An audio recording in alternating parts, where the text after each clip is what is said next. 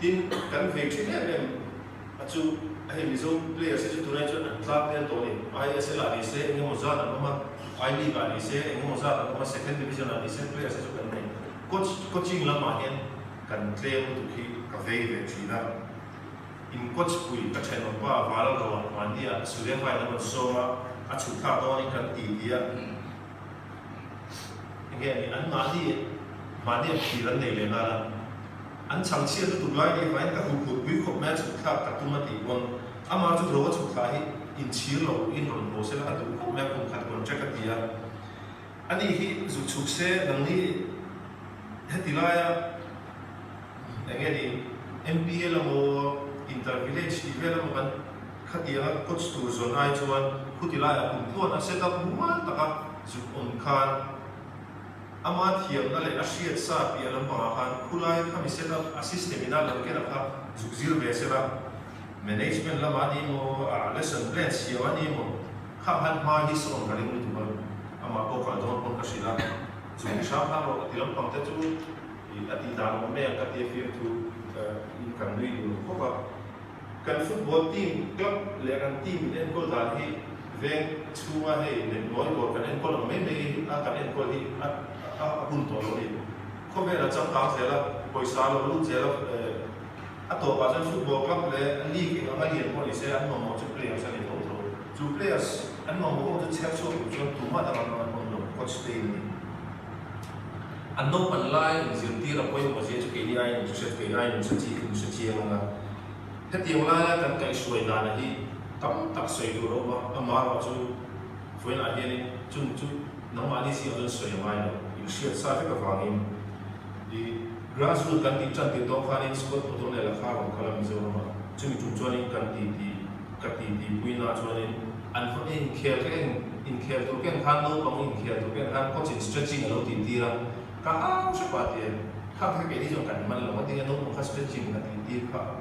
adu lo nge be chan ma se an soi chuan an ni be no ma chuan taksa la flexible la ti khan full throttle in ati ra train a khe ha ma se an kum u pa chuan kha a the lo wa to na ti chuan taksa lo soi kha ngai ti te kham sila hi lo te ma se chu mi chu ma so ya ka re lo nan chu ama ka zo ta player se ti le chen hi en kol to a academy a te enge a lo tin lo te hi nang ma ki da na chung data le ka tiang ve lo le nang ma i ti ngai ko yen a lo tin lo in ka ni nge ka ti chu ta min shil chu player so ko ka shil chi na kan lo ti sina ni all an han da ni ability academy a chu si da ma thowa da ho claim break in the 5 hun da ba thi bi le nga kan ti ka ti a time table hi chu an som fact te ti chu da so da ko training kan chana so le chan be so ko khana kan so la ati an chot la ya an da na kha a lo thing ho chu an chot la ya an me lo kan lesson kha an revise ni lo kon chi man kala amo kha ti khan an ma di chan na tu kha an hu o la khan an ti na sabi atia chu ko cha ko ni tho parin license ni nei ka football in man ve ai tam so pe chu football a ruin ni bangi in man don in zirtir da tu le ke hi in khel vai la ma ni ta la in tin tin mo license dei be ta la a ground na in zirtir do ni la in tan da na mo ball receive da na mo kha ke ni a khel lo da ma na ni chu ti che chon nam dia ko in pu lo la nge di full time in di lo chu thu san lo in ta se ni pu lo la in chiat pe ya masuk aturan ini di pejuan ini masuk ini itu mana ini yang tulai kau bela pejuan ini tulai kau bela pejuan ini kan smartphone macam ni mutu atau mutu tu tip pagi ngai kau modal kau ikan dari bela hotel amal mesti apa kan tu disiplin ni hiju ini siapa kah tui tak sesuai mai lawan pakhat le cho kan mizo players te hi mizo shin hi ka ti te hostel am te ban mizo ka in ko le te ta ti kan nam ni bula kan chuan kan footballer sa te point ni mo ka ti ya pani kan chen ba pat pe cha ai se la ko le ben to mizo chu mizo in pe ko chu le ni ya in no pui chi na ti ya sẽ anh đi lên nó bây giờ em tụi bên ai sẽ đi cái em thêm mà không có khát tiền các khát này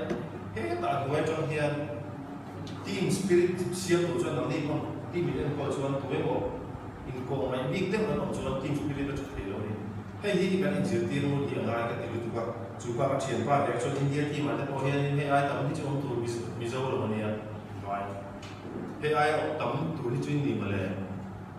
mà sẽ cái đình đàn mấy cái cho nên có sẽ có hiện hiện hình xia là ai đang rau rồi team spirit thì trở thành tụi đang rồi đi đâm đây này mix thế là đi mà thì phiền tụi cần tụi tụi là anh đi page cái đình mà rồi hay cái đình dự tiền là ai cái mà đi chú mà bạn phim nó tụi cho nghe chuyện đâm thế này là rau là anh cái cho xia là anh kia đi cho in pass rồi thì mấy mấy thứ hậu tế thì khác khác tiền khác ông thấy chuyện nào vậy team mà còn tổ cho Mizo cái này một Manipur mi đi một Rajasthan mi đi một in co mấy là có khả năng ông khác in dự tiền là ai cái gì in upgrade tu sinh hiện thiệp dễ ngay cái thiệp football cái soi đoán pandemic lan khai online course phát triển cái cái football analytics thì này cái rin ang khai luôn thì là computer thiệp thì là ngoài language Python thì cái thiệp là ngoài là tổ nó có thể cái attention học là cái course về này certificate gì mình về này mà rồi cái course đồng tu thế là khá cái này cái course là asir tir tu ang ta ka chu ke ma he command chu zo lo computer a kami Python language ka ti lo ma kami na atum chu en ding na internet a data on chukta kami zong zo khala kho ma the player sa ho ti no mo analyze da ka in khel lo ta to jang statistics kan nei ta ma se ka ta ka khoi lai bi ka ne en tu khoi lai he mi team zo kia en bol chang ten zo ma se an pe ko na chan đi ăn chi khát tiền khát data lạc số đa kỳ này Messi nghe là đó thì cho số thì tổ ba example là ta các vị mong khăn anh nói tiền chút tiền cho năng đi bỏ đi xem sử smartphone cái này vector cái kiểu cái data back cái này hiện anh số thấy cái này tính có vẻ là hay trong cái này anh đã sẽ có được không khát tiền số ha computer là số ha mi tam ta chuan ho kan thi ni me te amar chu ground a po hian khát tiền technology man na sa to ni wa ni na mu phei chu Adidas so hian lo siama Google ne na tan lo ken gamer an dia ani ta kan GMR hian GM me an phem so si ra te hian tiền tiet lek te hi chip an data an bun ta ni chuan kha bun chu zo kha a check ta ni atlan chang zong te a ha zong le a ha lo zong te các in khen là tất cả các sinh trường được na các anh sinh chúng các tia các bung khan các coach khan siêu trên các computer trên namo các phone trên namo khan các heartbeat te các heart to em heart em tilo em ta các tiền khan hay nghe đến GPS tuần giảm anh tin chú anh ta muốn im sẽ được cái nào khan nghe một thiếu thì trong cả mấy khan ở đây rồi mà đúng là in khen là win nó trong cái tech chi cho đỉnh nó bảo tán chặt được mà về nó bảo tán chặt được mà hello bi kha bolan pe mun to lo nei a ha to kha ama ha bi de chong khan hello man lo she chu to coach khan kha ti lam ba bol sim lo tu ne ne lo ma sem tu ne lo shi ta chu tiang che chong German national team ko ni Adidas le chang ko in smart jersey an lo nei ko ma chu nge ni chi a shalo a han kan han zo tin scouting lam ba ko na lo na sa khop me AI scout an dia nakina info na ko hanin gawen sikula he thi cái này là chặt về cái tình huống AI scout là gì AI scout là ông player scout tên anh phong học xí lộ khác anh ông ta này chú ý chú anh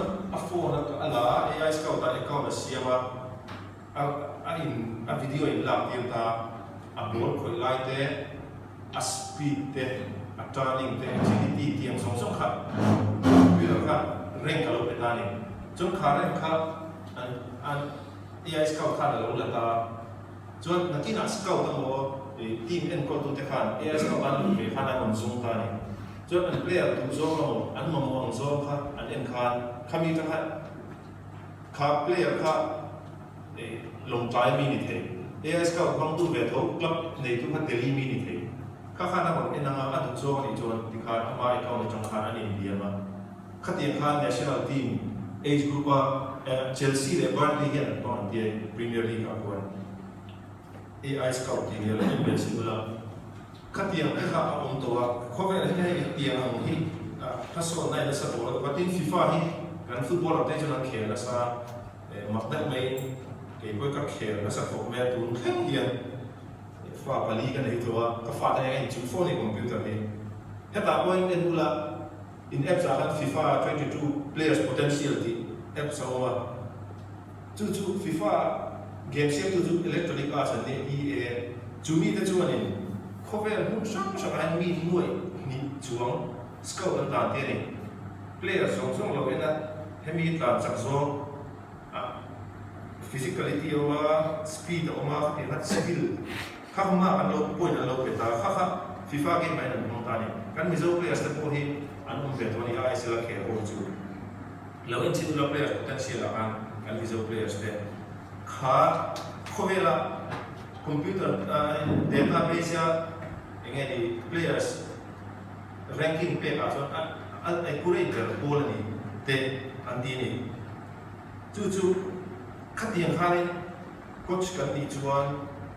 ke chung pan la mi kan ya tiang hi ka thiam zo kan ti kha ahun to lo ni thil tharong chuan kan hong ve mai tu ni pan la chuan bi thi lo min zual ko ti kan tla na mai tu la chuan mai to WhatsApp in kan in sila phone in khatiang han khovel cham ka na ya ken te ka kan thiam ve se ni ngai ani ti la to na ka sei thui thiam ka wa ka to yu tu lo hong chu a to na in fiam na hi missing nun ai na sa tak hian min ka soi ni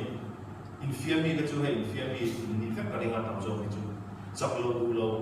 in khen chuan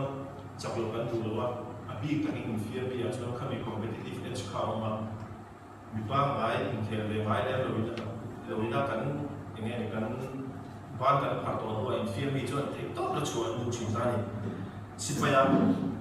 khan ka zu trong ve a ko chu ta ka zu thil ka zu bu chu kan sipai te singa kan sports thiam na chu an ma ni train a han an thazel ka om ve la ke na bu the sina ko ka kana thaber kha basketball player ni na da operator thaber kha football player ni ka tiang khan sports thiam big chu an ma ni na point an tha ti ka bu ve ro ni ke ni in fiam ni ve le lo chu in khel hi ang ngom kan ti to ni me a tak ta khel ve la kan chak lo kan poi ti lo na ri lo ban nei ta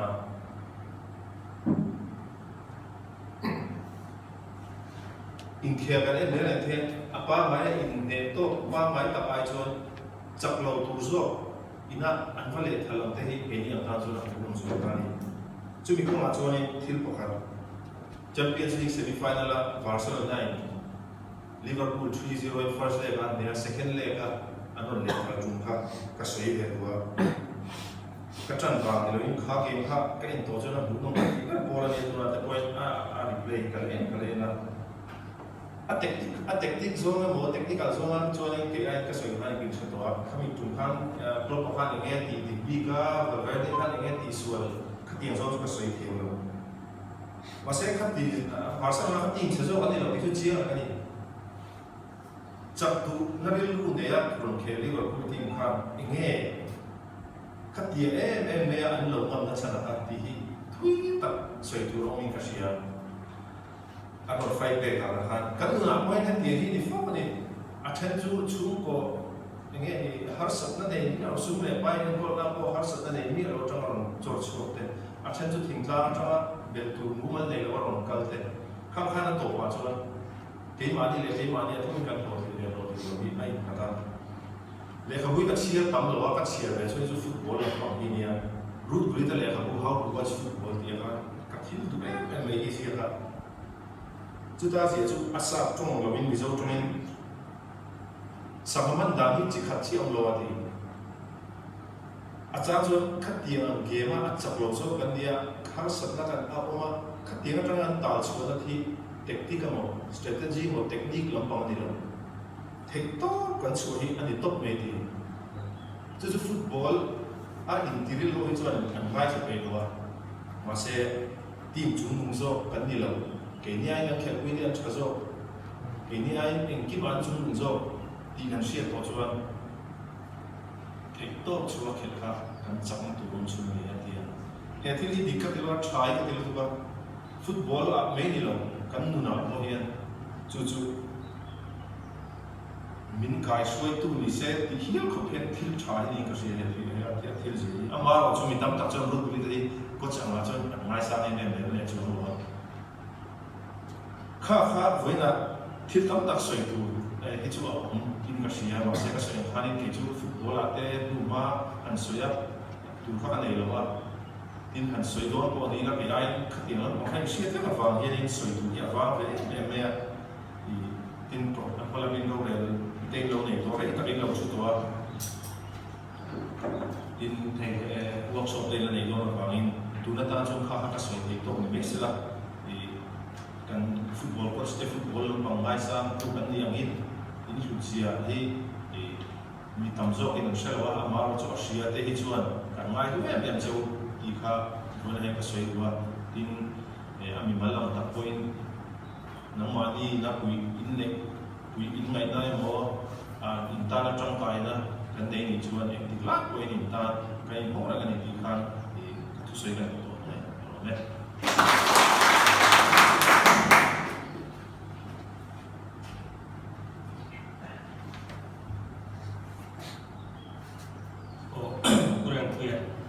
MFA executive committee members cuma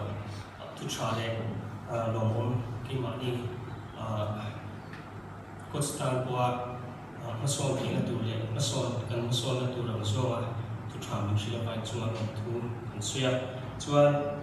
tu nak hian ram suak le se cuma heta hian lo ting se cumi dua cuma ni kan coach most senior putih chef ram suak se thì là một present kan dua cumi betul cuman untuk langsung oh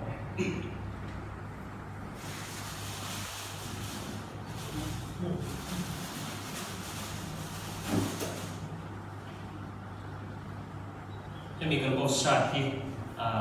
dua kita tu chef yang langsung cuma memang ni